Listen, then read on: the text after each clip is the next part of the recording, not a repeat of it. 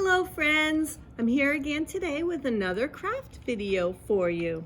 So I thought we usually have magazines laying around the house, and if you don't have a magazine, maybe you've gotten a store flyer that came in, or I don't know, a catalog perhaps, anything that mom doesn't mind that you cut up.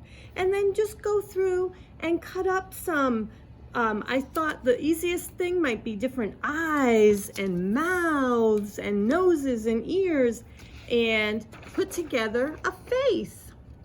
And you can simply do that with pencil, maybe just do a hat, or you don't even need to do a hat if you don't want to, and then just a face like so. Grab your glue stick.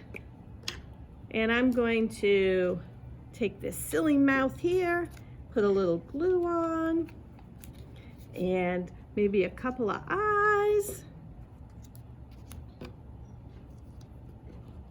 You could do a blue eye and a brown eye. You could do the same two color eyes. It doesn't matter. You don't even have to do all the parts. If you wanted to draw a nose in, you could do that.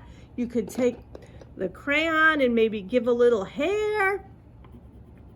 It's up to you. Even maybe a lollipop. He's getting ready to lick the lollipop, so you'd have to give him a hand to hold the lollipop. Or how about a dog head with a snorkel? So I drew a little body and gave him some water to swim in. How about this dissatisfied looking cat? When you see him, what do you think of? Well, I see a cat that was thrown out of an airplane, and he's parachuting now, and he's not liking it. So maybe draw a parachute on here.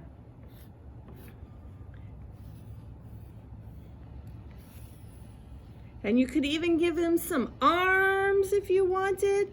Maybe his paws are, reaching out. And they're really fast, not great paws, but there you go, my parachuting cat, and you could color that in and give it a little oomph. Have a great day.